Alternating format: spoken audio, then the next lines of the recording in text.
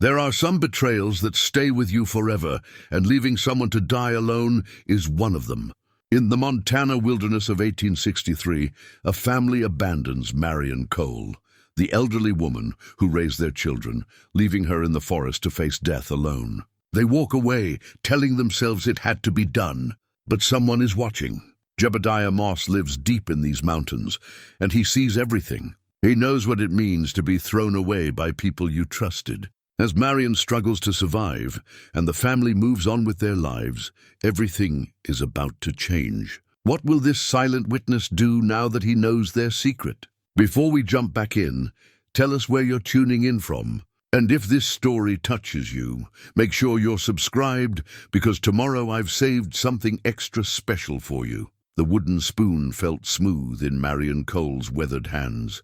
Worn down by 20 years of stirring pots and feeding hungry mouths. She'd carved it herself from a piece of birch back in '48 when her husband Thomas was still alive, and the world made sense. Now, in the autumn of 1863, she used it to stir a thin venison stew in the iron pot hanging over the campfire, watching the Dalton children huddle close for warmth as the Montana evening turned cold. "Tell us about the time Papa found the gold nugget," little Prudence said, her 7-year-old voice bright with hope. The child didn't understand yet that hope was a dangerous thing in these mountains.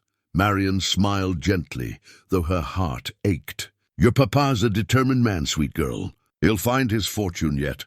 But Marion knew better.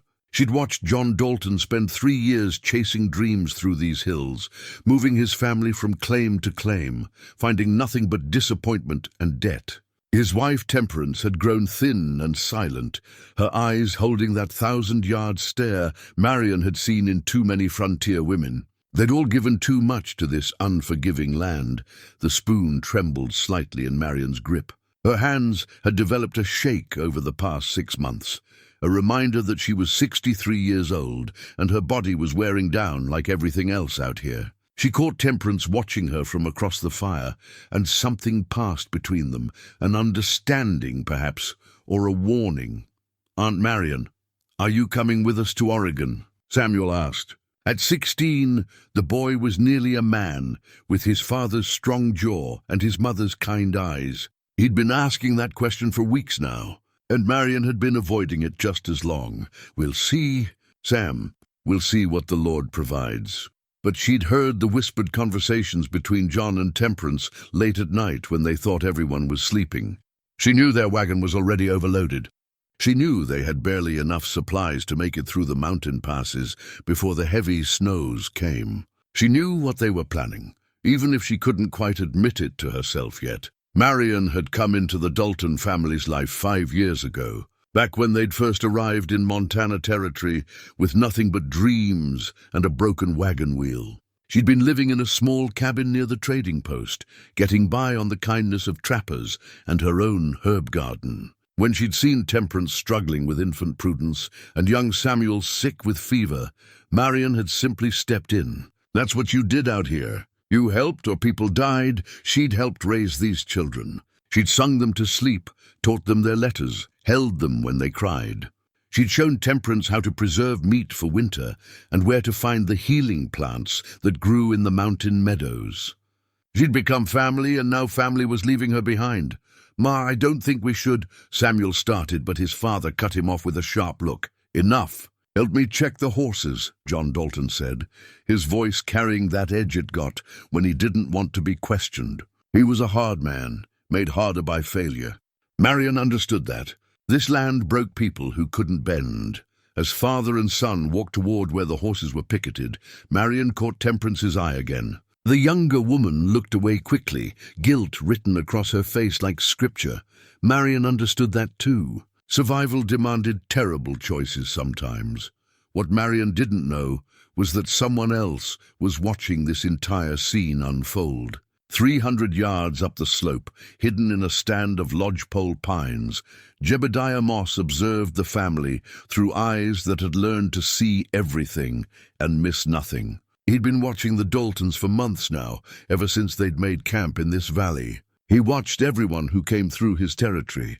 In 30 years of living alone in these mountains, He'd learned that knowing what people were doing kept you alive. Jebediah was a ghost in these woods. He moved without sound, left no trace, appeared and vanished like smoke. The trappers who occasionally passed through had stories about him, the hermit of the high country, the man who'd gone wild. Some said he was a criminal. Others claimed he was touched by madness. A few believed he was already dead, just a spirit haunting the peaks. All of them were wrong, and all of them were right. He was 51 years old, though he looked older.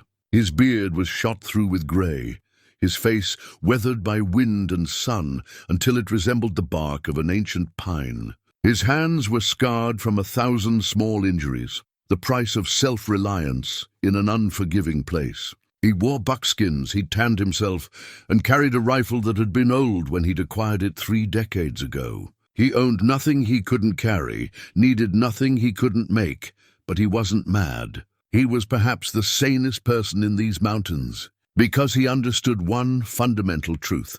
People were the most dangerous animals in the wilderness. He'd learned that lesson at 19 when his own family had made their choice. The memory still came to him in the quiet moments, vivid and sharp as broken glass. His father's rage, his mother's screams, the struggle, the fall, the terrible, terrible silence after, and then the decision his mother and siblings had made.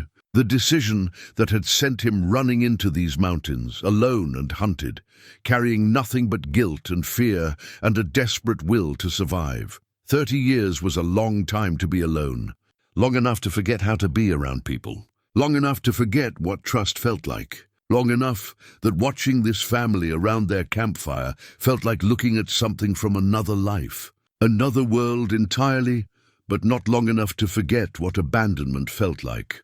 Jebediah watched Marion stir the pot with her trembling hands. He'd noticed her decline over the past months, the way she moved more slowly, the way she sometimes had to steady herself against trees or wagon wheels. He'd seen this before in the elderly. The wilderness didn't grant mercy to the weak. He watched John Dalton's face, saw the calculation there. He watched Temperance's guilt and Samuel's confusion and little Prudence's innocent trust. He understood exactly what was happening because he'd seen it before. Not often, but enough. Families made hard choices out here. They had to. That didn't make the choices right. Jebediah shifted his position slightly, a movement so small and controlled that not even the squirrels in the nearby trees noticed.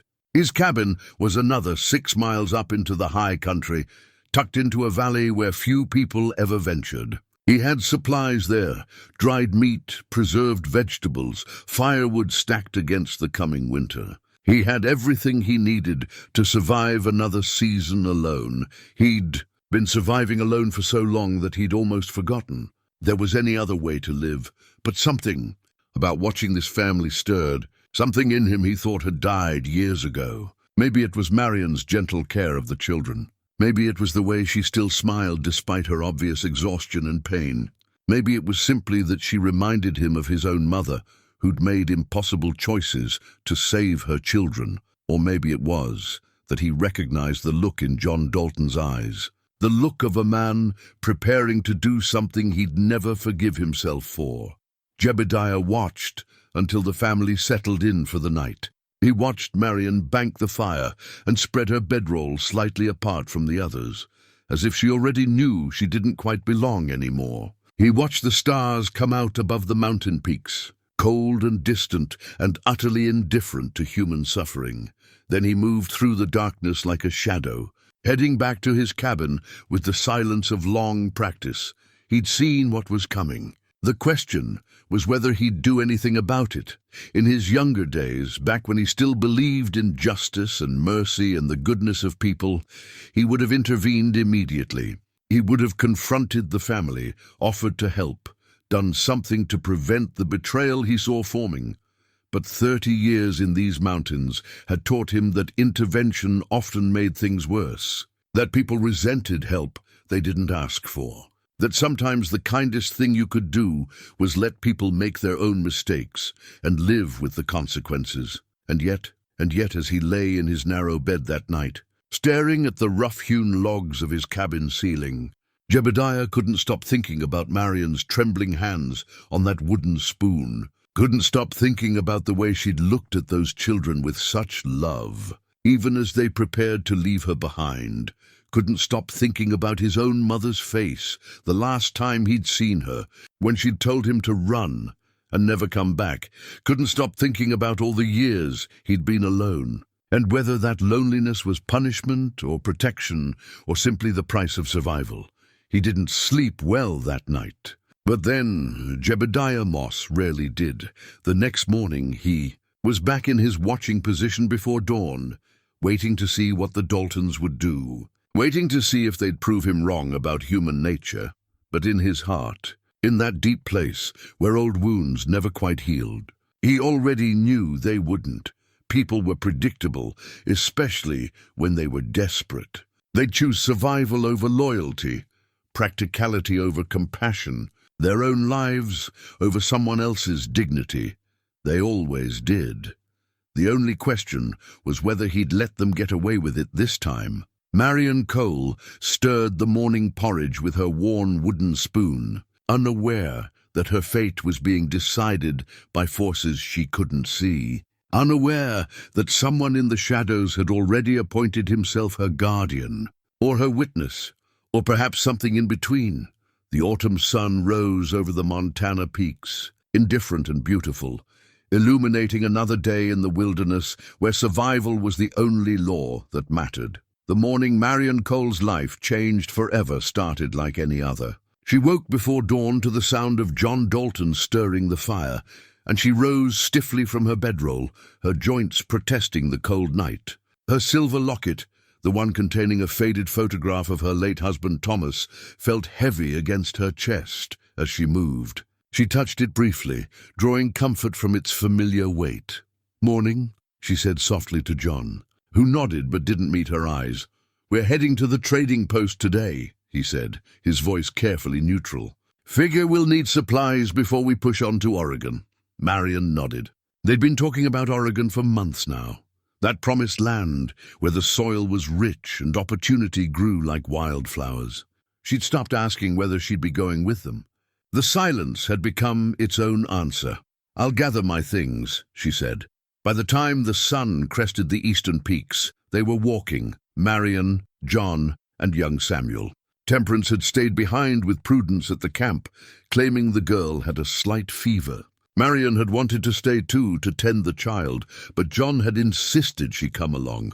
"You need the exercise," he'd said. "Keep your strength up," so she'd packed her old leather backpack with a few belongings and followed the men into the forest. The silver locket stayed around her neck. Everything else she owned was either in the pack or back at the camp.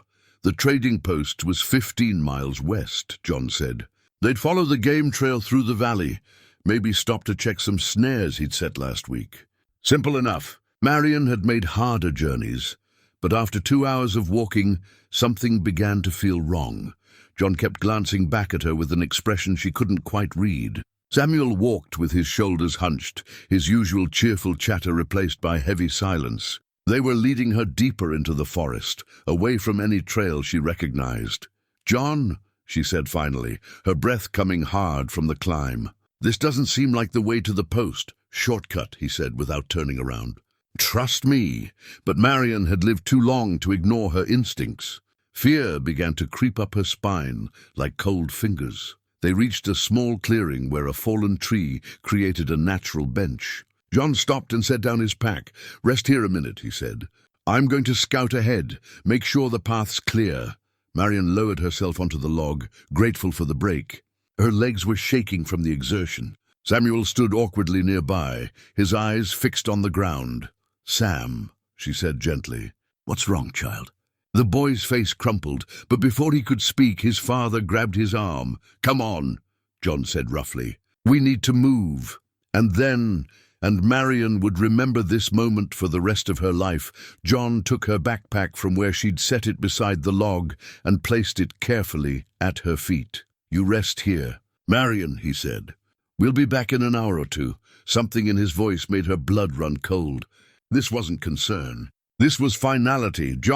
But they were already moving. Samuel looked back once, his young face twisted with anguish, and then his father pulled him into the trees. Marion sat frozen on the log, listening to their footsteps fade. She told herself they'd be back. They were just scouting. They wouldn't, they couldn't, but the forest fell silent around her, and the silence stretched from minutes to an hour, and Marion finally had to admit what her heart already knew. They weren't coming back. She stood on unsteady legs and looked around the clearing. Her backpack sat at her feet like an accusation. She knelt and opened it with trembling hands. Inside she found a wool blanket, a small bag of dried beans, a tin cup, a box of matches, a coil of rope. The bare minimum someone might need to what? Survive or just delay the inevitable? Her silver locket was still around her neck, but she reached instinctively for her journal, the worn leather book where she'd recorded 20 years of memories and pressed flowers. It wasn't in the pack. They'd left that behind at camp, along with everything else that made up her life. Marion sank back onto the log, the truth washing over her in waves of cold horror. They'd planned this. John and Temperance had decided she was too much burden, too slow, too old. They were heading to Oregon to start fresh, and she wasn't part of that new beginning. They'd left her here to die. The afternoon sun slanted through the pines, indifferent to her shock. Birds sang their autumn songs. A breeze stirred the fallen leaves. The wilderness continued its ancient rhythms, unconcerned with one old woman's tragedy. Marion didn't cry at first. The shock was too deep for tears. She simply sat, trying to understand how it had come to this. She'd given 5 years of her life to this family. She'd raised their children, shared her knowledge, offered her love without reservation, and they'd repaid her with abandonment. When the tears finally came, they came hard, great racking sobs that shook her frame. She cried for the betrayal, for the fear, for the cruel injustice of it all. She cried until she had no tears left, and then she sat in the growing shadows and tried to think.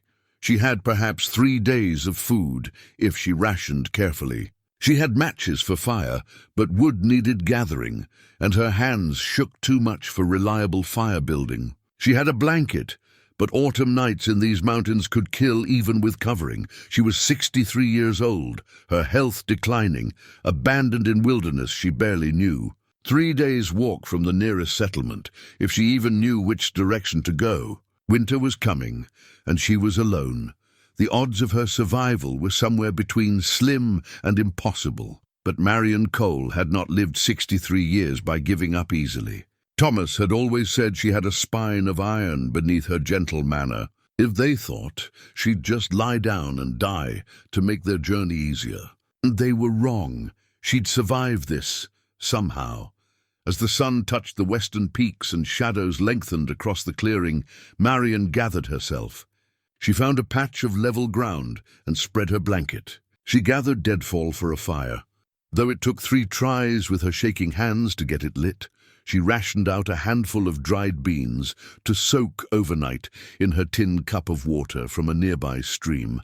And all the while, she was watched. Jebediah Moss had followed the Daltons from their camp that morning, staying well back, moving through the forest like smoke. He'd known what was coming the moment he saw John take Marion away from Temperance and the girl. He'd known, and he'd followed to witness it. Now he stood in the deep shadows, 200 yards from Marion's small fire, watching her move around her makeshift camp with slow, careful determination. He'd seen the tears. He'd seen the betrayal register on her face. He'd seen her sink into despair and then, remarkably, pull herself back out of it. She had strength, this old woman. More than her family had given her credit for. Jebediah's jaw clenched as he watched. Memories flooded back. His own family, his own betrayal, his own desperate flight into these mountains at an age not much younger than Samuel Dalton. He remembered what it felt like to be cast out, to realize that the people you trusted had decided you were disposable. The rage he thought he'd buried decades ago stirred in his chest. He could intervene now. Step into the clearing, offer help, bring her to his cabin where she'd be safe from the elements. It would be the decent thing to do, but Jebediah had learned long ago that decency was a luxury in these mountains. Survivors acted carefully, thoughtfully, with consideration for consequences, so he watched. He watched as Marion finally settled beside her small fire, wrapped in her blanket, staring into the flames with eyes that held both fear and determination. He watched as full darkness fell and the temperature dropped. He watched until he was certain she'd survive the night, and then, moving with the absolute silence of long practice, he melted back into the forest. But not back to his cabin. Not yet. First, he had something else to do. A gift to leave before dawn. A rabbit carcass, freshly killed and gutted, placed where she'd find it when she woke. Not charity. Not yet. Just a question posed to the universe. Would Marion Cole prove strong enough to deserve saving? Jebediah would be watching to find out. Marion woke to frost on her blanket and something unexpected at the edge of her camp. A rabbit. Freshly killed, gutted, ready to cook. She sat up slowly, her body protesting the cold night on hard ground, and stared at the small carcass. She hadn't set any snares. She hadn't heard anything during the night. Yet here it was, placed carefully on a flat stone, as if arranged by careful hands. Her heart began to pound. Someone was out here. Someone had come into her camp while she slept. The thought should have terrified her. But Marion found herself feeling something else entirely, hope. She looked around the clearing, studying the tree line with new attention. Nothing moved in the early morning light. No sound but the whisper of wind through pine branches and the distant call of a jay. "Hello?" She called out, her voice cracking from disuse and cold.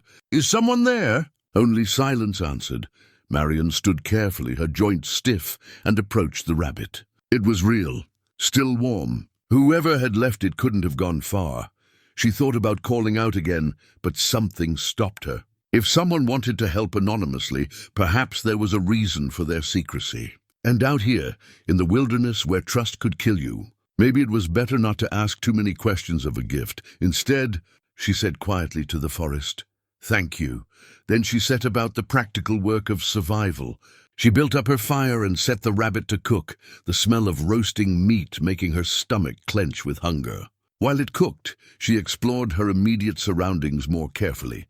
The stream she'd found last night was about 50 yards east, running clear and cold from the high country.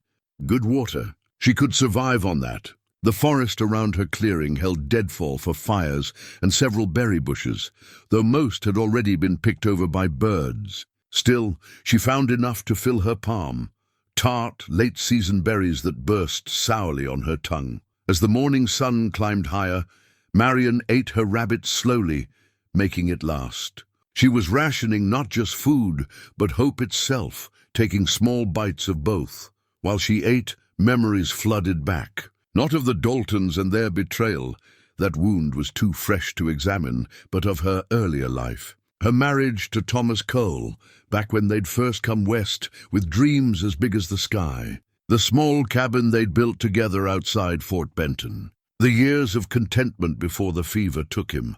She'd been 43 when Thomas died, too old for most men to consider remarrying, too young to simply wait for her own death. So she'd made a life of usefulness instead, helping neighbors, birthing babies, tending the sick. When the Daltons had arrived, desperate and struggling, helping them had felt as natural as breathing. Marion touched her silver locket, feeling the shape of Thomas's photograph inside. "What would you do, old man?"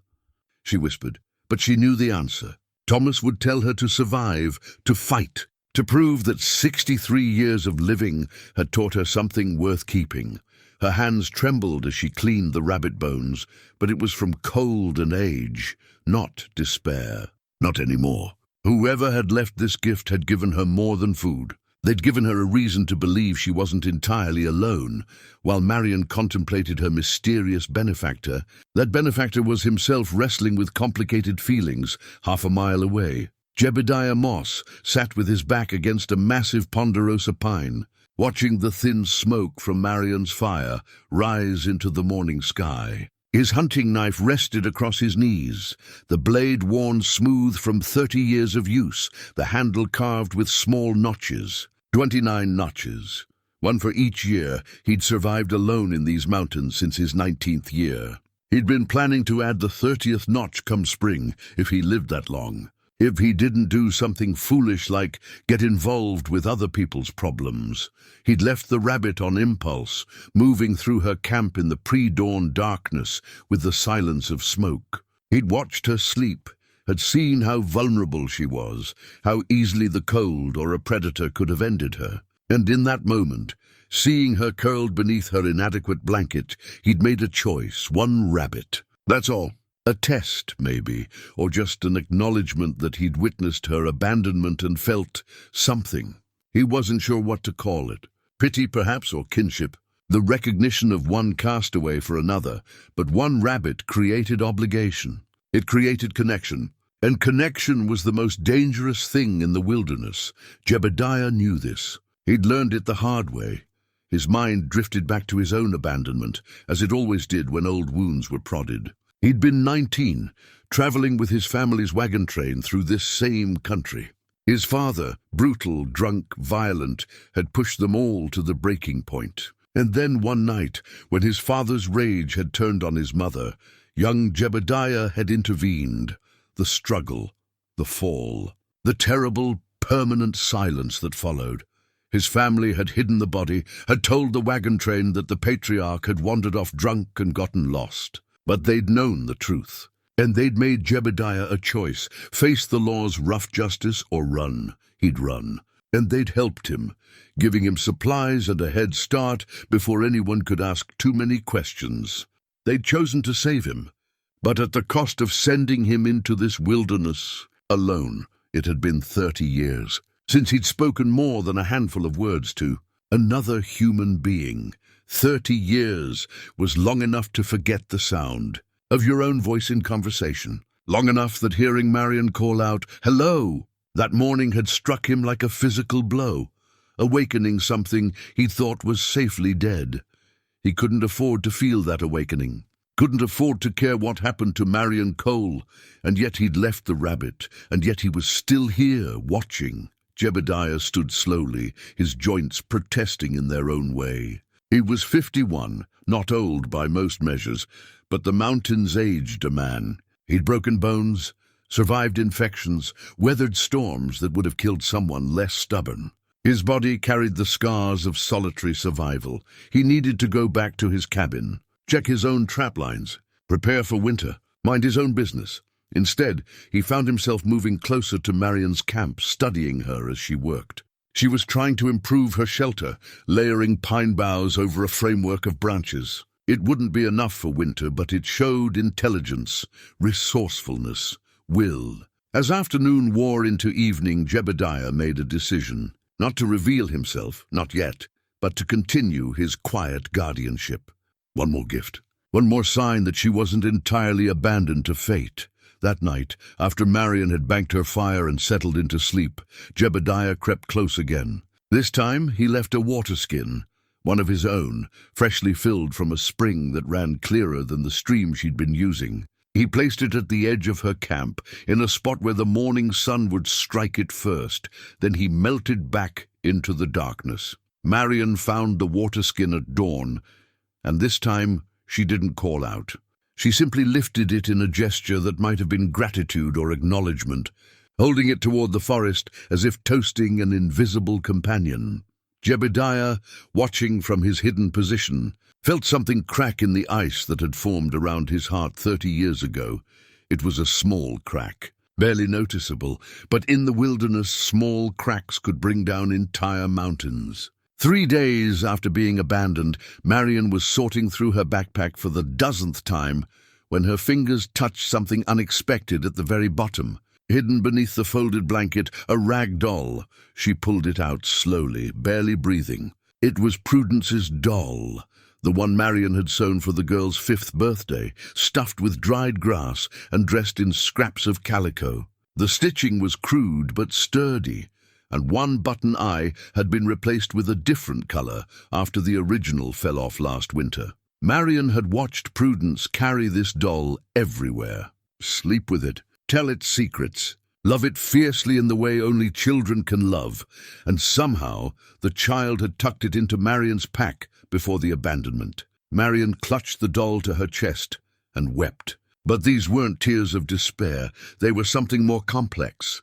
Grief, yes, but also understanding. Prudence had known.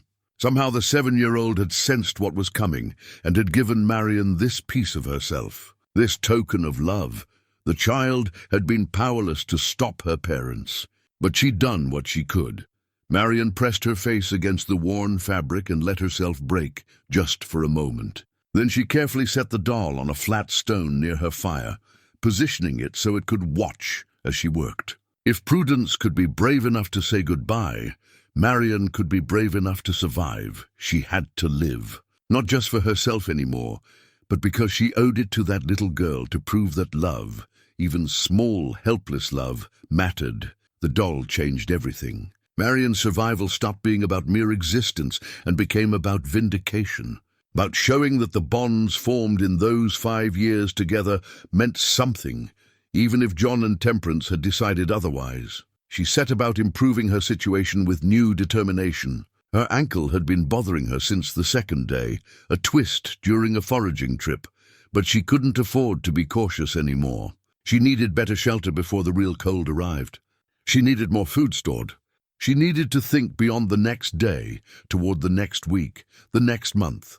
Marion spent the morning gathering stones to build up the fire pit, making it more efficient. She used the rope from her pack to lash together a better frame for her shelter. She set snares using wire she pulled from the blanket's edge, crude but functional. And as she worked, she became increasingly aware of the presence in the forest. Her guardian angel, whoever they were, was still watching. She'd catch glimpses sometimes, a shadow that didn't quite match the trees, a sense of movement in her peripheral vision that vanished when she turned to look. It should have frightened her. Instead, she found it oddly comforting. "I found my granddaughter's doll," she said aloud as she worked, speaking to the forest itself. "She was worried about me." Her 7-year-old child was worried about me, and the adults couldn't be bothered. Silence answered, but Marion continued anyway. Talking helped. It made her feel less alone, and more importantly, it gave her a way to process her thoughts. Her name's Prudence. Bright as a new penny, that girl. And Samuel, he's 16 now, practically a man. Good heart, like his mother used to have before this land wore her down. She paused in her work, looking toward where she'd last sensed movement in the trees. "I know you're there," she said quietly. "I know you're helping me. I don't know why, but I'm grateful. When I'm stronger, when I've figured this out, I'd like to thank you properly." No response came, but Marion smiled anyway. She'd made her offer. Whether her guardian accepted it or not was up to them. Meanwhile, 5 miles away and moving farther every hour, the Dalton family was falling apart. Samuel Dalton hadn't spoken to his father since they'd left Marion in that clearing. He walked at the rear of their small group, his face set in hard lines that made him look older than 16. At night he lay awake staring at the stars, thinking about the woman who'd raised him and imagining her alone in the wilderness. "Sam, I need you to help with the horses," John called back. Samuel didn't respond. "Boy, I'm talking to you. Don't call me boy." Samuel's voice was flat, dangerous. "And I'm not helping you with anything until you tell me how you sleep at night." John's face darkened. "What's your tone? Or what? You'll abandon me too. Maybe that's what you do when people become inconvenient." Temperance stepped between them, her face drawn and pale. "Please, both of you. Fighting won't what, Ma? Won't bring Aunt Marion back. Won't make what we did any less wrong?" Samuel's voice cracked. "She raised us. She taught me to read. She sang to Prudence every night. And we left her to die because she slowed us down. We didn't have a choice." John's voice rose. "We barely have supplies for the 4 of us. Taking Marion would have made us decent human beings," Samuel finished. "But I guess that was too much to ask." Little Prudence, sitting on the wagon seat, began to cry quietly. Temperance scooped her up, shooting both her husband and son a look that could have melted steel. "Enough. Both of you. We made our choice, and we have to live with it." But living with it was proving harder than any of them had anticipated. Temperance couldn't keep food down. John jumped at every shadow, convinced that judgment was stalking them through the forest. Prudence had stopped talking entirely, communicating only through nods and headshakes. And Samuel. Samuel was learning what it meant to be complicit in something unforgivable. He'd known what his parents were planning, had seen it coming, and he'd said nothing, done nothing. Just followed along like an obedient son. That made him as guilty as they were. That night, camped in a valley that should have felt safe, Samuel made a decision. When they reached Oregon, when his parents were settled, he'd come back. He'd find that clearing if it took him months. He'd find Marion's body and give her a proper burial with words spoken over her grave. It was the least he could do. It was far less than she deserved. Back in the high country, Jebediah Moss listened to Marion talk to the forest and felt his resolve wavering. She discovered the doll, and the grief and determination in her voice when she spoke of the children touched something deep inside him. He'd been planning to maintain his distance, to continue his anonymous guardianship without ever revealing himself. But Marion's words, "I'd like to thank you properly," created a connection he couldn't ignore. She knew he was there. She was choosing to trust him, sight unseen. When was the last time anyone had trusted Jebediah Moss? He remembered 30 years ago, when his mother had pressed supplies into his hands and told him to run, to survive, to live free rather than die on a rope. That night, for the first time in 3 decades, Jebediah considered the possibility of speaking to another human being. Actually speaking, not just leaving anonymous gifts. It terrified him, but Marion's voice, talking to the forest about the children she'd loved and lost, had awakened something in him that wouldn't be silenced. Soon, he would have to decide, remain a ghost or become human again. The choice felt impossible. But then, 30 years ago, the choice to run into these mountains had felt impossible too, and yet he'd survived. Perhaps that meant other impossible things were possible as well. Jebediah settled into his watching position for the night, the decision unmade but forming, like ice crystallizing slowly over still water. Tomorrow, perhaps, or the day after soon. 2 weeks after her abandonment, Marion woke to the first frost, thick enough to turn the world white. She huddled close to her fire, blowing life into the coals, watching her breath plume in the frigid air. Winter was announcing itself, and her current shelter wouldn't survive the heavy snows, but survival had taken on a rhythm now. Check the snares, often finding game that had been placed rather than caught. Gather deadfall for the fire. Forage for the last berries. Maintain the shelter. Talk to the forest, to the presence she knew was listening. It was a lonely existence, but no longer desperate. Whoever watched over her ensured she had enough to continue. Not comfort, but sufficiency. Not rescue, but support.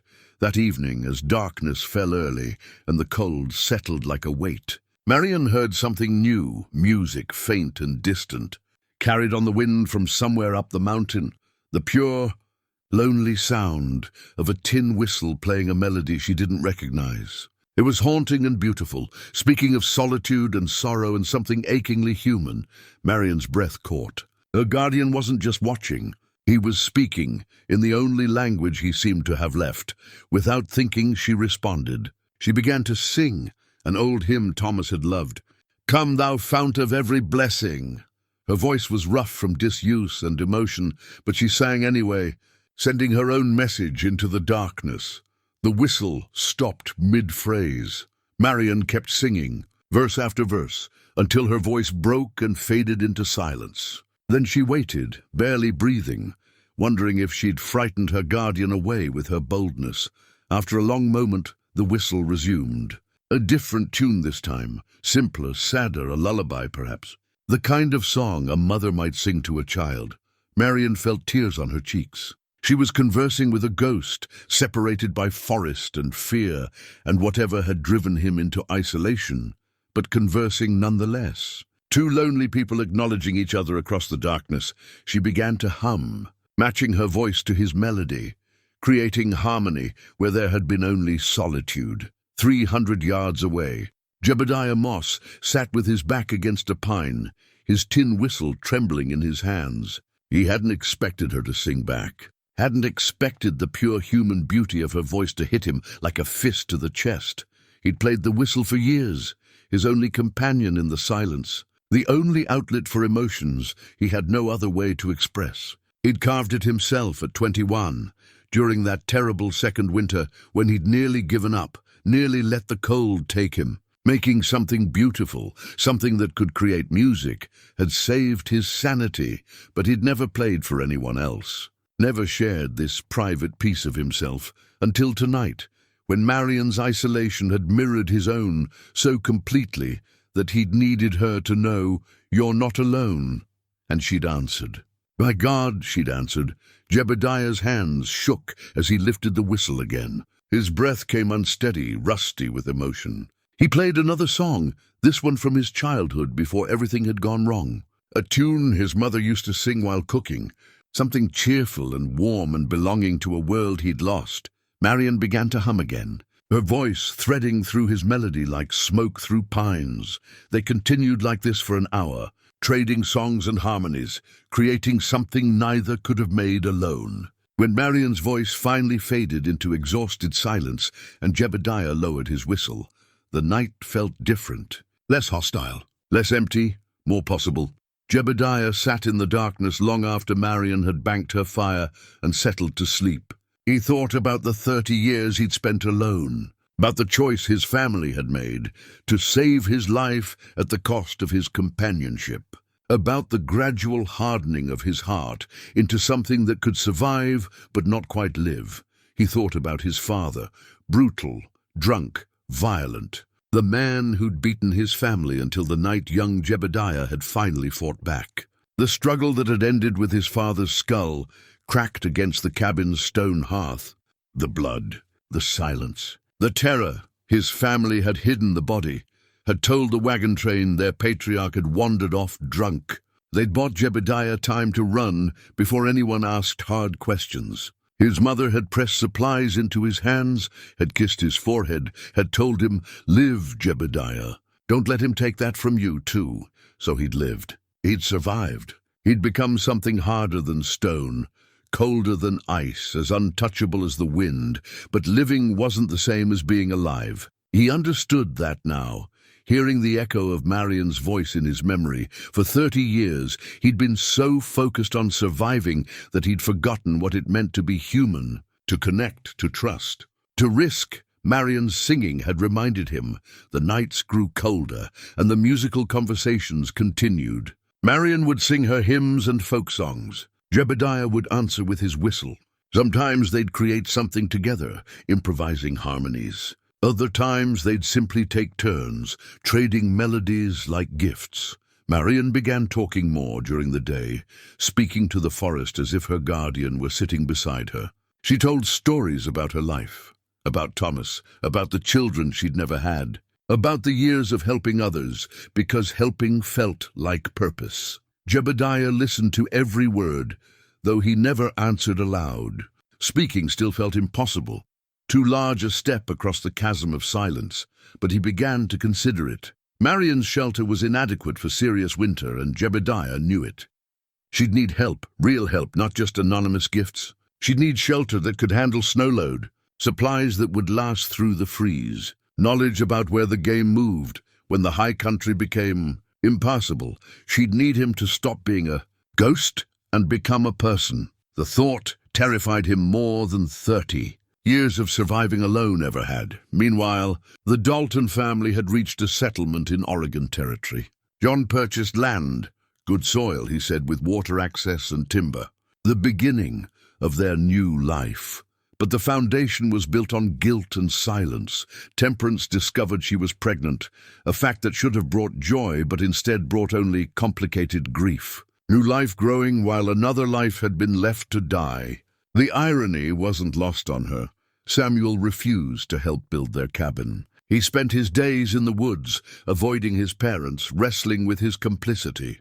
At night he dreamed of Marion, sometimes finding her alive, sometimes finding only bones, always waking with shame burning in his chest. Prudence still wasn't speaking. She'd clutch her other toys close, but nothing replaced the doll she'd given Marion. The child had made her sacrifice, and the absence of that beloved toy was her daily penance. A traveling preacher arrived at the settlement. asking questions about the family's journeys, their losses, their sins. John avoided him, but the preacher's presence felt like judgment taking human form.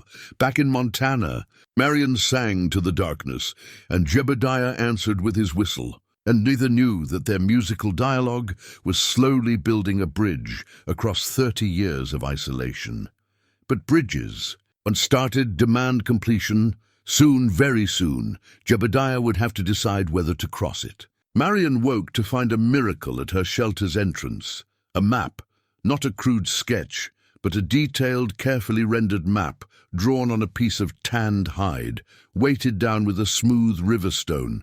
It showed the terrain around her camp with remarkable precision.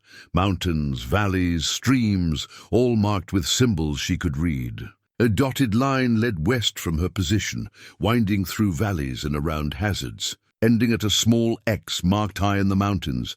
Beside the map lay a piece of birch bark with words burned into it. "Follow west at dawn." Marion's hands trembled as she lifted the map. This was more than a gift. This was an invitation, an offer of salvation. Her guardian, her mysterious, musical protector, was offering her real shelter, was breaking his silence. If not with words, then with intention. She studied the map carefully as the sun rose. The route looked manageable, perhaps 6 or 7 miles through terrain that would challenge her but not break her. The X at the end must mark his cabin, his home, the place where he'd survived alone for however many years. He was inviting her in. The weight of that offer made her sit down suddenly, overwhelmed. This wasn't just about shelter from winter. This was about trust. A man who'd clearly chosen isolation, now choosing to break it. For her, why? She asked the forest. Why me? Why now? Only the morning wind answered, carrying the scent of coming snow. Marion spent the day preparing. She packed her few belongings carefully, including Prudence's doll wrapped in her spare shirt. She scattered the ashes of her fire and dismantled her shelter, leaving the clearing as close to natural as she could manage. Some instinct told her to leave no trace, to protect her guardian's secret by erasing evidence of her presence here. As evening approached, she sat beside her backpack and considered. She could follow the map. Trust this stranger who'd kept her alive through kindness. Walk into an unknown future with nothing but faith to guide her, or she could stay. Keep trying to survive on her own. Prove to whom, to what? That she didn't need rescue. But that was pride talking, and Marion had learned long ago that pride was a luxury survival couldn't afford. Besides, her guardian had earned trust through actions. Whoever he was, he'd had weeks to harm her if that was his intent. Instead, he'd offered only help, only kindness, only these small, careful gifts that kept her alive without demanding anything in return, until now. Now he was asking something. Trust me enough to come closer. Marion touched her silver locket, thinking of Thomas. What do you think, old man? Should I walk into the unknown again? But she already knew the answer. Thomas had always said that grace came through unlikely sources, that sometimes salvation wore strange faces. All right, she said aloud to the forest. Tomorrow. I'll follow your map. And I'll trust that you're leading me somewhere safe. She slept fitfully that night. Dreams full of paths and darkness and a distant whistle calling her home to a place she'd never seen. In his cabin 6 miles away, Jebediah Moss couldn't sleep at all. He'd crossed a line by leaving that map, broken his decades-long commitment to isolation, invited another human being into his carefully constructed solitude. The terror of it kept him awake, pacing his small cabin, questioning everything. What if she was horrified by him? What if his appearance, wild-bearded, scarred, rough from 30 years alone, frightened her? What if his decades of silence had left him unable to communicate, made him more animal than man? What if she asked questions he couldn't answer? What if she wanted to know why he lived alone, what he'd done, who he'd been before? What if she saw the wanted poster he kept hidden beneath the floorboards and understood what he was? A fugitive, a killer, a man who'd fled justice and built a life on running. Jebediah stood at his cabin's single window, staring into darkness, his tin whistle held loosely in one hand. He'd built this place with his own hands 15 years ago, after his first crude shelter had finally rotted beyond repair. It was solid, well-made, large enough for one person to live comfortably through the long winters. Could it hold two? More importantly, could he? He thought about his family, mother, siblings, the people he'd loved and left behind. He'd been 19 when he'd run, barely more than a boy. Now he was 51, an old man by mountain standards. His family was probably gone now, dead or scattered, beyond any finding even if he wanted to look, which he didn't. That life was dead. That boy was dead. Jebediah Moss had died the night his father's skull cracked against stone, and something else had been born in his place. Something harder, colder, able to survive but not quite capable of living, until Marion's voice had cracked the ice. Dawn came too quickly. Jebediah positioned himself where he could watch Marion's camp, needing to see if she'd follow the map, needing to know if his invitation would be accepted or rejected. He watched her wake, saw her study the map again, saw her pack her belongings with careful precision. His heart hammered in his chest as she shouldered her backpack and looked around the clearing one last time. Then she faced west, toward him, toward his home, toward the future he'd offered, and began to walk. Jebediah felt something break loose in his chest. Not pain, but release. Like ice melting after a too long winter, she was coming. She'd chosen to trust him. He moved quickly through the forest, taking a parallel route to her path, staying ahead but close enough to watch, making sure she stayed on track, that the map guided her true, that no danger threatened. Marion walked slowly but steadily, following the map's directions with careful attention. She was tired, Jebediah could see that, but determined. Every 100 yards or so she'd stop to check the map, to rest, to breathe. But she kept moving forward, toward him. Jebediah reached his cabin first and stood in the doorway, suddenly seeing it through a stranger's eyes. It was rough but sturdy. One room, essentially, with a sleeping platform in one corner and a stone hearth in the other. Shelves held preserved food, dried herbs, simple tools. Furs covered the floor and bed. A table and 2 chairs, he'd built 2, though he'd never understood why, sat near the hearth. It wasn't much, but it was warm, and it was safe, and it was more than Marion had in that clearing. It would have to be enough. He saw her emerge from the tree line about 100 yards out. She stopped, staring at the cabin, and even from this distance he could see her uncertainty. Jebediah stepped back inside, giving her space to approach at her own pace. His heart hammered so hard he thought it might crack his ribs. 30 years of silence were about to end. He heard her footsteps on the packed earth outside, heard her pause at the threshold, heard her knock, soft and tentative on his door. Jebediah closed his eyes, took a breath that felt like his first in decades, and opened the door to let another human being into his life. The man who opened the door looked like he'd been carved from the mountain itself, weathered, hard-edged, ancient. His beard was shot through with gray, his eyes the pale blue of winter ice. Scars marked his hands and face, the accumulated cost of decades alone in unforgiving country. But those eyes held something Marion hadn't expected, fear. He was afraid of her. "Thank you," Marion said softly, the first words she'd spoken directly to him. "For everything." Jebediah Moss nodded once, a jerky movement that suggested he'd forgotten how human interaction worked. He stepped back, gesturing her inside with a rough hand. The cabin was sparse but warm, and Marion nearly wept at the simple comfort of 4 walls and a roof. A fire burned in the hearth, casting dancing shadows across rough-hewn logs. The smell of pine and smoke and something cooking, stew, maybe, filled the space. "Sit," Jebediah said, and his voice was like gravel, rough from disuse but surprisingly gentle. Marion sank into one of the chairs, exhaustion hitting her all at once. Jebediah ladled stew into a wooden bowl and set it before her without meeting her eyes. Then he retreated to the far corner, watching her eat with an expression she couldn't quite read. They existed in careful silence for a while. Marion ate slowly, savoring every bite. Jebediah busied himself with small tasks, checking the fire, organizing supplies, anything to avoid the awkwardness of actual interaction. Finally, Marion said, I'm Marion Cole. A long pause. Then Jebediah Moss. How long have you lived here, Jebediah? Another pause, longer this time. 30 years. Near enough. Alone all that time? He nodded stiffly. Marion studied him, this strange guardian angel who'd saved her life. Why did you help me? Jebediah's jaw clenched. He turned to face the fire, his back to her. Saw what they did. Couldn't... He stopped, struggling with words. Couldn't let it happen. You saw them abandon me? Yes, Marion absorbed this. He'd witnessed her betrayal, had chosen to intervene from the shadows. Why not reveal yourself sooner? Didn't know how. Simple words, but weighted with decades of isolation, they lapsed into silence again. But it felt less awkward now.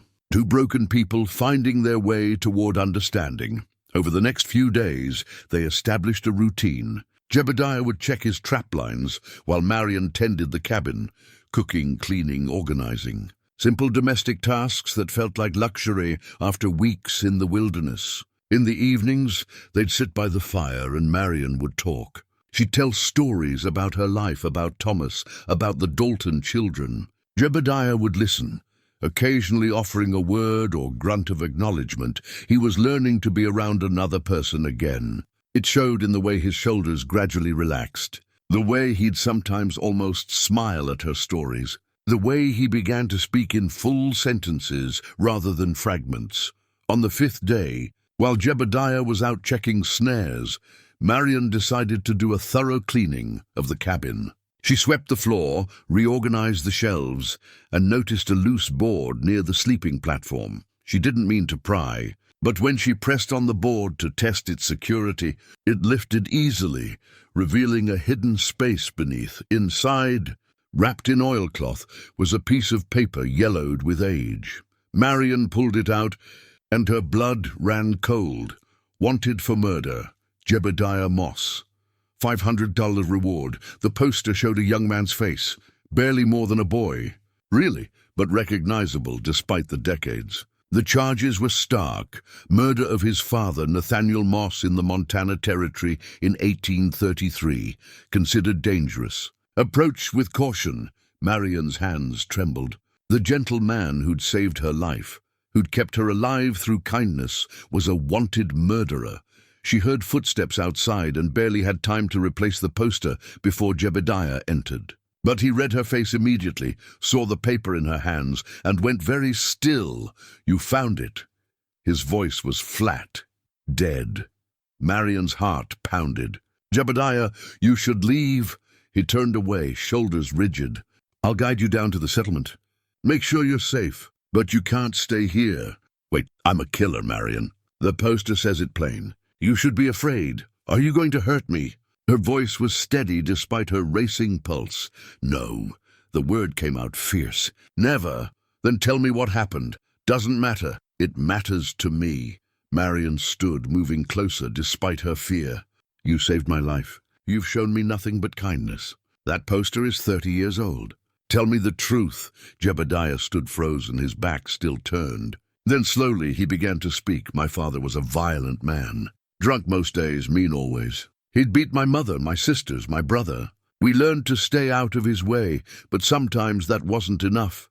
His voice was hollow, reciting facts rather than feelings. That night in 33, he came home worse than usual. Started on my mother. I was 19, old enough, I thought, to stop it. So I did. He turned finally, meeting her eyes. We struggled. He fell. Hit his head on the hearthstone. The sound... He stopped, swallowing hard. He died right there. My father died by my hand. Marion waited, letting him continue at his own pace. My family, they could have turned me in. Should have, probably. But they chose to protect me instead. Told the wagon train he'd wandered off drunk. Bought me time to run. My mother gave me supplies, told me to survive, to live free rather than hang. His voice cracked. So I ran. Into these mountains, alone, and I've been here ever since, hiding from justice that probably doesn't care anymore, surviving because my mother asked me to. He looked at Marion with eyes full of old pain. That's what I am. A man who killed his father, even if it was to protect his mother. A coward who ran instead of facing the law. A fugitive who's been hiding for 3 decades. The silence stretched between them, heavy with revelation. Then Marion said quietly, "Did you mean to kill him?" "No, I just wanted him to stop." "Were you defending your mother?" "Yes. Have you hurt anyone else in these 30 years?" "No." Marion moved closer, close enough to see the fear and shame in his eyes. "Then you're not a killer, Jebediah. You're a survivor. Just like me." He flinched as if she'd struck him. "You should hate me. I should thank you." She reached out slowly, giving him time to pull away, and touched his hand. "They didn't abandon you. They saved you. They chose your life over their comfort, over propriety, over everything. That's not abandonment. That's love." Jebediah's face crumpled. Tears, probably the first in decades, tracked through the weathered lines of his cheeks. All these years I thought they'd cast me out. That I was just another burden they couldn't carry. No. Marion's own tears fell freely. "They gave you the gift of life, and you survived. You've honored that gift by surviving." She squeezed his hand. "We're the same, you and I, both of us cast out by circumstances beyond our control. Both of us survivors. Both of us learning that being alone doesn't mean being broken." Jebediah sank into the other chair, his defenses finally crumbling. "I've been so alone." "I know. So have I." Marion sat beside him. "But maybe we don't have to be anymore." They sat together in the firelight, 2 broken people finding unexpected wholeness in shared understanding. The wanted poster lay forgotten on the floor.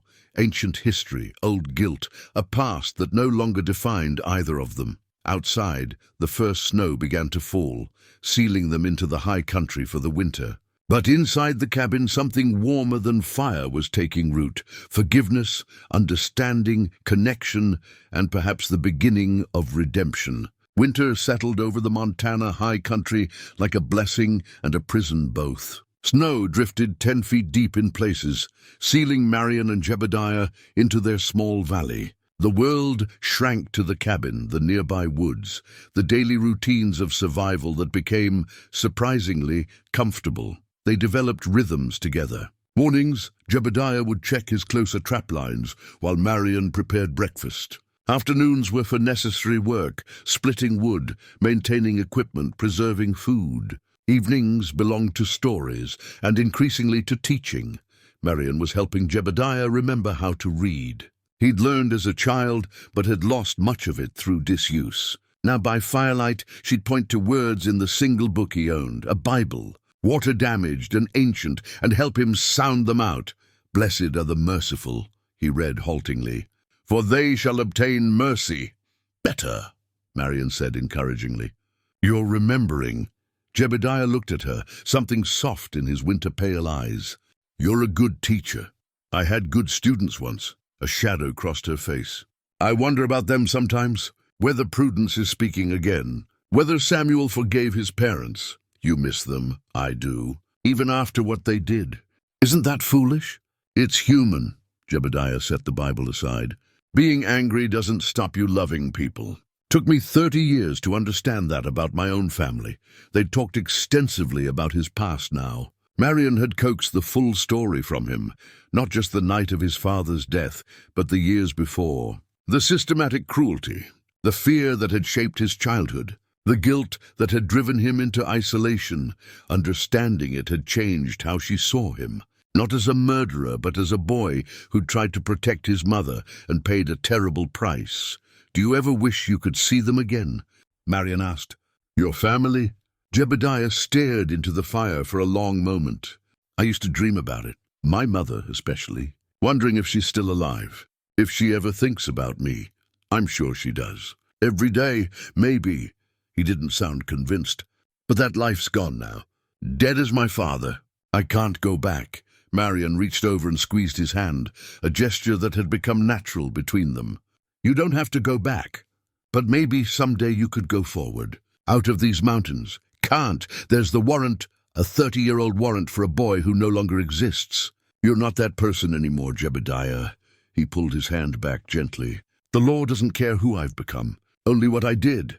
The conversation troubled Marion, but she let it rest. They had all winter for these discussions. For now, they had warmth and safety and the quiet companionship of 2 people learning to trust again. The days passed in gentle routine. Marion's health improved dramatically with regular food and shelter. Her hands still trembled, but less severely. She could walk farther without tiring. She even laughed sometimes, a sound that made Jebediah's face transform into something approaching joy. And late at night, when the wind howled outside and the fire burned low, they'd sometimes sit in comfortable silence, simply being. Not talking, not working, just existing together. After decades alone for one, and months of abandonment for the other, the simple presence of another human being felt like grace. But grace, Marion had learned, often came with complications.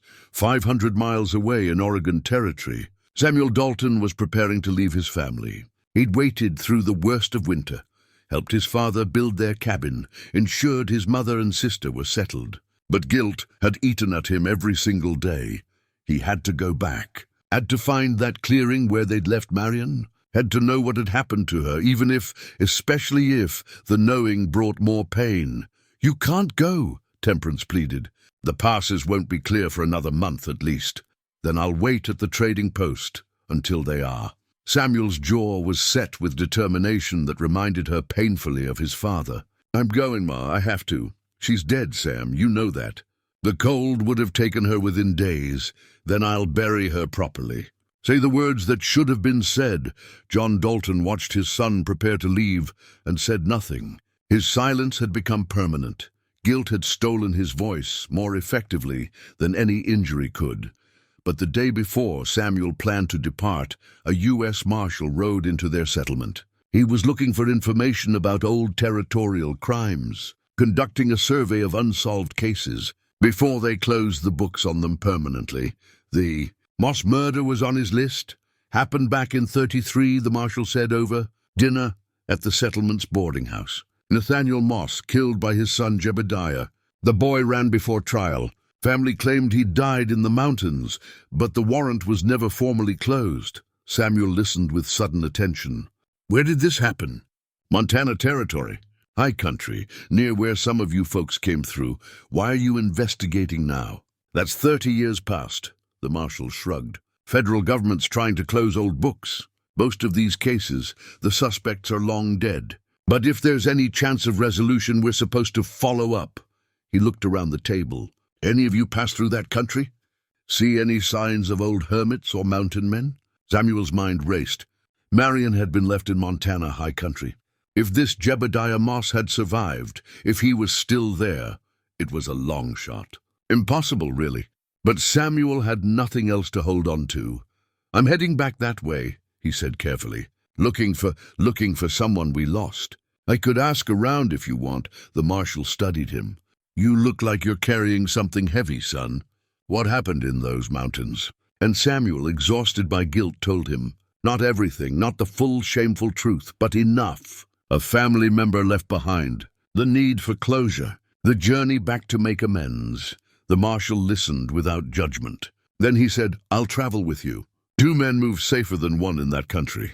And if we find your missing person or mine, we'll both get our answers." So Samuel Dalton and Federal Marshal Robert Haywood headed east as soon as the passes cleared, following the back trail toward Montana, toward guilt and redemption and whatever truth waited in those mountains. They reached the territory in early spring, when snow still clung to the high peaks, but the valleys had begun to thaw. Samuel retraced the path his family had taken, his memory surprisingly clear despite the months that had passed. They found the clearing where Marion had been abandoned. Samuel stood in the exact spot where his father had left her backpack, and he wept, but there was no grave. No body, no evidence of what had happened to her. She could have wandered, the marshal said gently. "Could be anywhere in these mountains, or someone found her," Samuel said slowly. "Someone who helped her." They began asking questions at the trading post. Had anyone seen an elderly woman? Any hermits in the area who might have taken her in? The trader shook his head. "Not many people in that country. There's stories about a mountain man, been up there for decades. Crazy, most folks say. Avoids people. But if anyone would know what happened to your woman, it'd be him. Where would we find him?" "You don't. He's a ghost. Appears and vanishes." I've been here 15 years and never seen him myself, but the marshal was persistent. He studied maps, talked to trappers, pieced together sightings and stories. Slowly, he narrowed down an area where this ghost might actually live. High Valley, maybe 6 miles past where you left her, he told Samuel. If there's a cabin up there, that's where we'll find answers.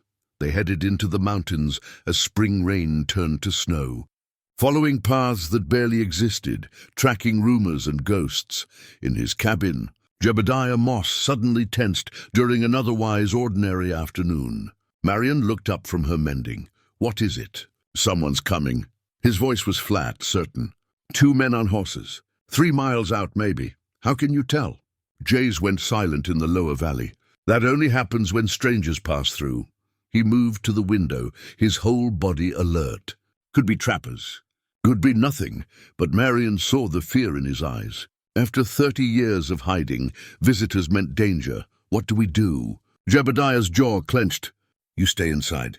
I'll handle it. Jebediah, Marion. He turned to her and his expression was fierce. I won't let anyone take this from us. I won't let them hurt you. Whatever happens, you stay safe. Understand? She wanted to argue, but the look in his eyes stopped her. Instead, she nodded. Jebediah checked his rifle, then positioned himself where he could watch the approach. They waited in tense silence as the sun tracked west and shadows lengthened. Then Marion saw them, 2 figures on horseback emerging from the tree line. Even from a distance, one looked familiar. The set of his shoulders, the way he sat his mount. Samuel, she breathed. Jebediah looked at her sharply. You're certain? That's Samuel Dalton, the boy I helped raise. And the other man? Marion squinted. I don't know, but he's wearing a badge. Jebediah went very still. Then quietly, Federal Marshal. Their eyes met across the cabin, understanding passing between them. The past had caught up. Both their pasts, arriving together on horseback carrying justice or judgment or something in between. What do we do? Marion asked. Jebediah looked at her, this woman who'd brought him back from isolation, who'd shown him that survival and living weren't the same thing, who'd given him reason to be human again. Then he set down his rifle and straightened his shoulders. We face it, he said. Together. Samuel Dalton nearly fell from his horse when Marion Cole stepped out of the cabin, alive and whole and impossibly present.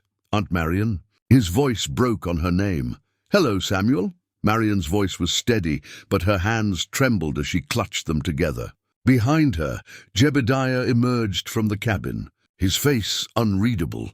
The marshal's hand moved toward his weapon, but Marion stepped forward quickly, placing herself between the 2 men. Wait, she said firmly.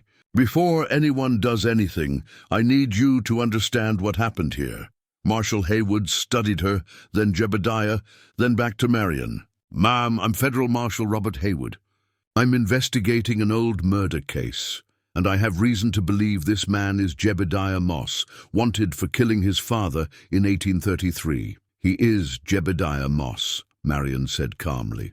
And he saved my life. Samuel dismounted, moving toward Marion with tears streaming down his face. I thought you were dead.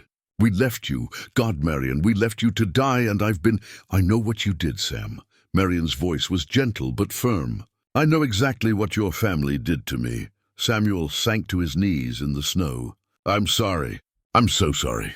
I should have stopped them, should have said something, should have been braver than a 16-year-old boy could be. Marion stepped forward and placed her hand on his head, a blessing and a forgiveness.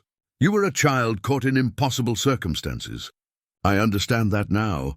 The marshal watched this exchange carefully, his hand still near his weapon. Ma'am, I need to understand what's happened here. You're saying this man helped you after you were abandoned? More than helped. He kept me alive, found me food and water when I was starving, led me here when winter came. He's been nothing but kind to me for months now. Marion turned to face the marshal directly. Now I need you to understand something very clearly, Marshal Haywood. I am not a victim here. I chose to come to this cabin. I chose to stay. Everything that's happened since my family left me in the forest has been by my own choice. Mom, I appreciate that. But I'm here about a different matter. The matter of a 19-year-old boy who defended his mother from a violent drunk 30 years ago?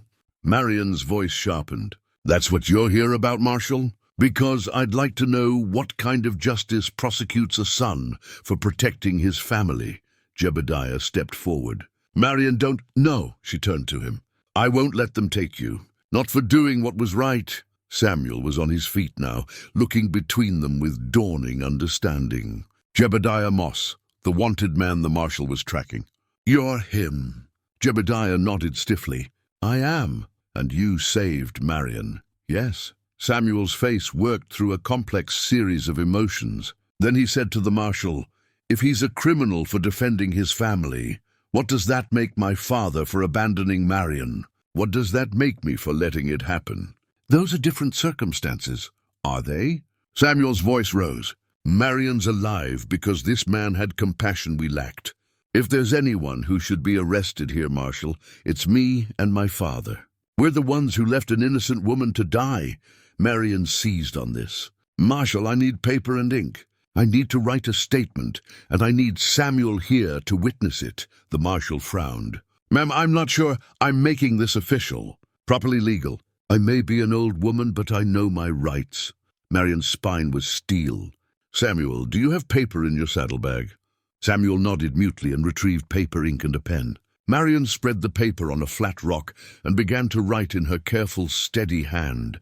She wrote quickly, precisely, as if she'd been composing this testimony for weeks. When she finished, she read it aloud. I, Marion Cole, being of sound mind and body, do hereby testify that I was abandoned in the Montana Territory wilderness by the Dalton family in autumn of 1863. I further testify that Jebediah Moss of this territory found me in dire circumstances and provided shelter, sustenance, and protection through the winter months. All actions taken by Mr. Moss were done with my full knowledge and consent. I chose to come to his cabin. I chose to remain here. I'm not a captive or a victim of any crime. Rather, Mr. Moss has proven himself a man of honor and compassion, and any historical charges against him should be considered in light of his demonstrated character and the circumstances that led to those charges. Signed this day, March 1864, Marion Cole, witnessed by Samuel Dalton. She handed the pen to Samuel. Sign it. Samuel took the pen with shaking hands and added his signature. Then he looked at the marshal. She's right. If you arrest Jebediah Moss for defending his mother 30 years ago, you'll have to arrest me too for abandoning Marion to die. We're both guilty of trying to protect our families. The marshal took the paper, read it carefully, and was silent for a long moment. Marshal Haywood folded Marion's testimony and placed it carefully in his coat pocket. Then he turned his attention to Jebediah, who stood silent and watchful, awaiting judgment. Mr. Moss, I need to hear it from you. What happened the night your father died? Jebediah's jaw worked. Decades of silence fighting against the need to speak. Finally he said, my father was beating my mother. He'd done it before many times. But that night was worse. I thought he might kill her. So you intervened? Yes. And he died? Yes. Jebediah's voice was flat. We struggled. He fell. His head struck the hearthstone. I didn't mean to kill him. I just wanted him to stop. But you ran instead of facing trial. My family helped me run. My mother told me to go, said the law wouldn't believe self-defense from a son against a father. She gave me supplies and sent me into these mountains. Jebediah's voice cracked. She chose to save my life instead of her reputation. And I've been here ever since, surviving because she asked me to. The marshal studied him carefully. Do you have any evidence of your father's violence? Jebediah hesitated, then slowly unbuttoned his shirt and turned his back. Even in the fading light, the scars were visible, old, long-healed marks that could only have come from systematic beatings. Marion gasped. She'd seen him without his shirt before, but she'd never asked about the scars. Now she understood. Samuel looked away, his face twisted with emotion. The marshal stepped closer, examining the scars with a professional eye. These are old, very old. From childhood through 19, Jebediah said quietly, rebuttoning his shirt. My father was a violent man, Marshal. Everything I did that night I did to protect my mother. Marshal Hayward was silent for a long moment. Then he reached into his own pack and pulled out something wrapped in cloth, a brass belt buckle, dented and worn. "Is this your father's?" Jebediah stared at it, his face going white. "How did you—" "I've had it for years. Evidence from the case, kept in the territorial records. The dent in this buckle matches the wound that killed your father. The shape suggests it struck the hearthstone with significant force, the kind of force that comes from a man falling, not from being struck deliberately." The marshal turned the buckle over in his hands. "Physical evidence supports your story, Mr. Moss. This wasn't murder. This was an accident during a defensive struggle. Then why—" Jebediah's voice broke. "Why did I spend 30 years running?" "Because in 1833, the law didn't always distinguish between murder and self-defense, especially when it involved family.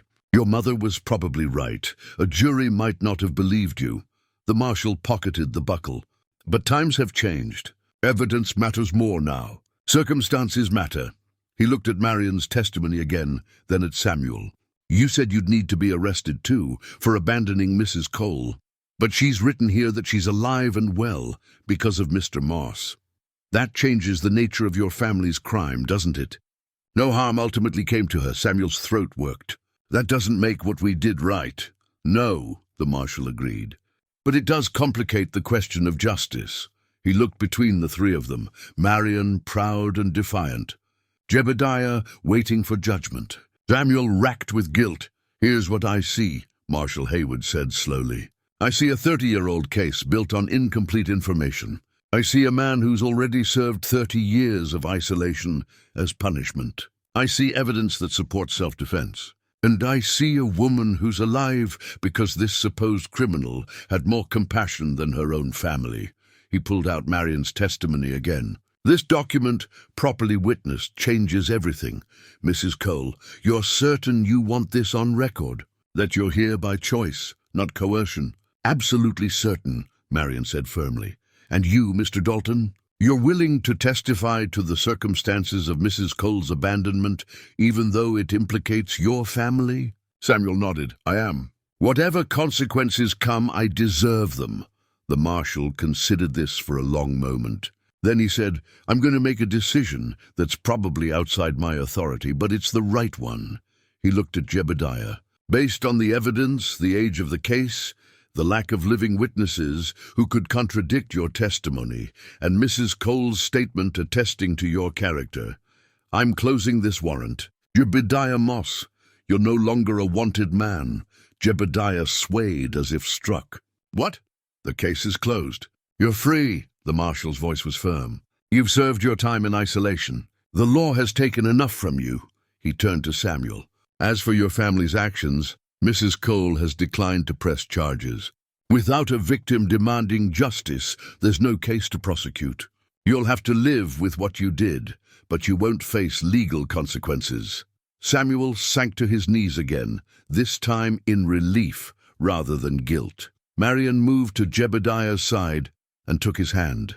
"You're free," she whispered. "After 30 years, you're finally free." Jebediah looked at her, then at the marshal, then at the mountains that had been his prison and his sanctuary for so long. Tears tracked through the weather-worn lines of his face. "Free," he repeated, as if testing the word, as if learning a new language. And for the first time in 3 decades, Jebediah Moss allowed himself to believe it might be true. Spring came fully to the Montana high country, bringing with it transformation and possibility. The snow melted from the valleys, revealing new growth beneath, green shoots pushing through last year's dead leaves. Proof that life persisted even after the harshest winters.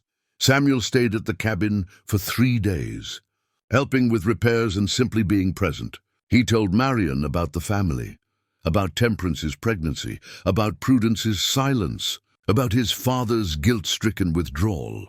"Prudence hasn't spoken since we left you," Samuel said quietly as they sat by the fire on his last evening. "She holds her other toys, but nothing replaces the doll she gave you." Marion retrieved the rag doll from where she'd kept it safe all these months. "Take it back to her. Tell her I treasured it." Tell her it kept me brave. Samuel held the worn toy gently. Will you come back with me to Oregon? The family. We want to make it right. Marion looked at Jebediah, who was carefully not listening from across the cabin. Then she looked back at Samuel. This is my home now, Sam. I chose it. But that doesn't mean I don't love you all. It just means I found where I belong. With him. Samuel's voice held no judgment, only curiosity, with someone who understands what it means to survive. To be cast out and rebuild yourself from nothing. Marion smiled. We're good for each other, Jebediah and I. We're both learning how to be human again. Samuel nodded slowly. Then I'm glad you found each other. But Marion, the family wants to see you. Do apologize properly. When Temperance has the baby, would you consider coming down? Just for a visit? Marion thought about this. The old anger had faded, replaced by something more complex. Understanding, perhaps, or the kind of forgiveness that comes from having survived despite everything. In the summer, she said finally. When travel is easier, I'll come meet my new grandchild. But Sam, I won't be staying. This is my home now. I understand. Samuel squeezed her hand. And all right. I'll come visit. The family, we won't abandon you again. I promise. The next morning, Samuel and Marshal Haywood prepared to leave. Before mounting his horse, Samuel approached Jebediah, who stood awkwardly near the cabin door. Thank you, Samuel said simply, for saving her. For being the man my father couldn't be. Jebediah nodded, still uncomfortable with gratitude. She saved me too. More than she knows. Samuel offered his hand, and after a moment's hesitation, Jebediah took it. The handshake sealed something, not friendship perhaps, but mutual respect. An acknowledgement that both men had failed and been redeemed in their own ways. Marshal Haywood tipped his hat to Marion. Ma'am, if you ever need anything at all, send word to the territorial office. You've got friends there now. Thank you, Marshal, for your mercy. Not mercy, justice. There's a difference. He glanced at Jebediah. Take care of her, Moss. She's a treasure. I know, Jebediah said quietly. They watched the two men ride away until they disappeared into the tree line. Then Marion and Jebediah stood together in the clearing, facing their future. Are you really happy here? Jebediah asked the question he'd been holding for days. I am. Marion turned to him. Are you happy I stayed? Yes, the word came easily now. Jebediah had been learning to speak again, to express himself, to let down the walls he'd built around his heart. I was alone so long, I forgot what it meant to have someone. To be someone. You were always someone, Jebediah. You just needed someone to remind you. Over the following months, they built a life together. Not romantic, they were too old and too damaged for fairy tale endings, but something deeper. Partnership, companionship, the kind of love that grows from shared survival and mutual understanding. Marion taught Jebediah to read fluently again, working through his Bible until he could recite passages by heart. Jebediah taught Marion the ways of the mountains, how to track game, read weather, survive in conditions that would kill the unprepared. They talked for hours by the fire, filling in the gaps of 30 years and 63 years, sharing the stories that made them who they were. Marion spoke of Thomas and their life together. Jebediah spoke of his mother and siblings, his voice no longer haunted by guilt, but tinged with gentle nostalgia. In July, a traveling photographer passed through the territory. Marion convinced Jebediah to pose for a portrait, the first image ever captured of him. When Samuel came to visit a week later, bringing Temperance, Prudence, and a baby girl named Marion Ruth, they added to the photograph. The image captured something remarkable, an elderly woman and a mountain man, a guilty family seeking redemption, and an infant who represented hope. All of them together, connected by the threads of abandonment and forgiveness, betrayal and salvation. Prudence spoke for the first time in months when she saw Marion, running to embrace her and whispering, "You came back. I never really left." "Sweetheart," Marion said, holding the child close. "I was just learning to be strong." Temperance wept and apologized, her words tumbling over themselves in desperate need for absolution. Marion gave it freely, understanding now what she hadn't before, that survival sometimes demanded terrible choices. And judgment belonged to those who'd never faced such choices. Even John Dalton came, broken and humble, seeking forgiveness he didn't deserve, but received anyway. Because Marion had learned, through long winter nights and Jebediah's patient example, that holding on to anger was another kind of prison.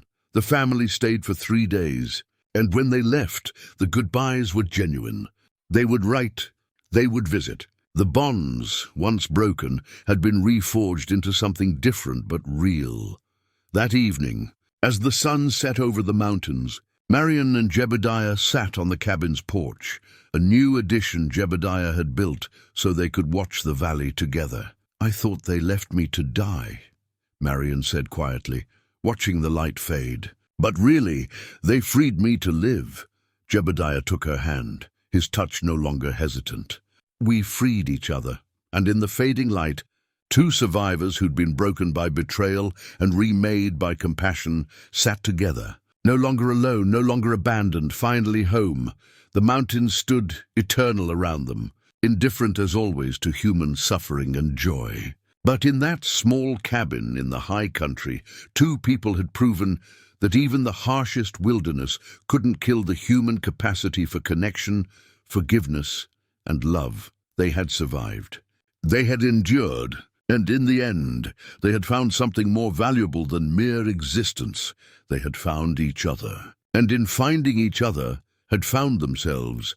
The story of Marion Cole and Jebediah Moss would be told in those mountains for generations. A tale of abandonment and redemption, of solitude broken and humanity reclaimed. But the two people who lived it knew the truth was simpler and more profound. Sometimes the worst thing that happens to you leads you to exactly where you need to be. And sometimes, against all odds, broken people find each other and become whole.